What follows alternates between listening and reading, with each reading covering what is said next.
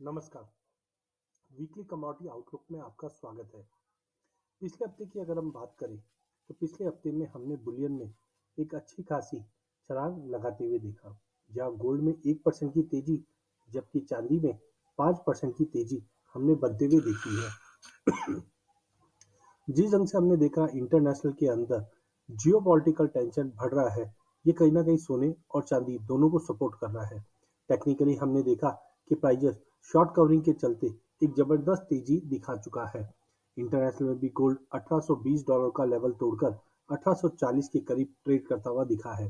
Domestic market में no doubt हमने रुपए में मजबूती की वजह से थोड़ी तेजी कम दिखी है, बट फिजिकल मार्केट में भी तेजी का रुख काफी स्ट्रांग है, जिसके चलते हमें लगता है कि अगले हफ्ते में भी सोने और चांदी दोनों में तेजी का रुख रहेगा। टेक्निकली देखें तो 48,000 के ऊपर जब तक गोल्ड बना हुआ है, तब तक 48,550 का लेवल तोड़कर 48,900 तक का लेवल गोल्ड में हम देख सकते हैं। वहीं अगर चांदी की बात करें तो पिछले पूरे हफ्ते में 5% की तेजी हमने आते हुए देखी और वॉल्यूम में भी पार्टिसिपेशन बढ़ा है, जो कहीं ना कहीं प्राइजेस में तेजी का रुख ही बता रहा है। टाइमिंग थोड़ा पुल बैक अगर 64,000 तक का लेवल मिल जाता है तो वहां से बाइंग करके चला जा सकता है। 66,500 तक का भी लेवल हम तोड़ सकते हैं।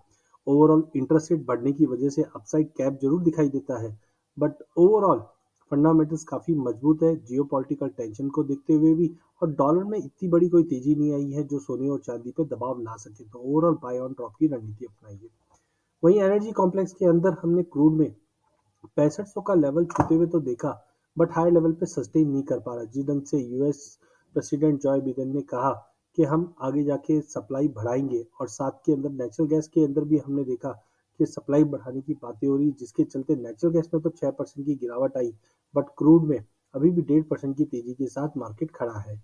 ओवरऑल अगले हफ्ते में हम देखेंगे कि फरवरी से ओपेक मेंबर्स की सप्लाई बढ़ेगी, लीबिया कजाकिस्तान की सप्लाई बढ़ेगी, चाइना भी अपना सप्लाई बढ़ाने में है, जिसके चलते क्रूड ऑयल में गिरावट मिल सकती है, जो डाउन साइड के अंदर 6100 से 6000 तक का लेवल दिखा दे। नेचुरल गैस में वॉलिटिलिटी बनी रहेगी, 306 के नीचे काउंटर वीक है जो 270 तक का लेवल दिखा दे। अंत में अगर बेस मेटल की बात की जाए तो पूरे बेस मेटल में हमने निकल में 11% की तेजी बनते हुए देखी है। जिस ढंग से हमने देखा ईवीज की डिमांड, लोअर इन्वेंट्रीज और कहीं ना कहीं सप्लाई में बाध्यता के चलते हमने पूरे बेस मेटल में तेजी देखी है। फंडामेंटल अभी भी तेजी के है, जिस ढंग से चाइना ने सारे एफर्ट्स लिए हैं कि इकोनॉमी को वापस पटरी पर लाया जाए। इसी को देखते हुए कॉपर में 745 के करीब लेके चलिए 765 के टारगेट के लिए, जिंक में 296 तक लेके चलिए 306 के टारगेट के लिए।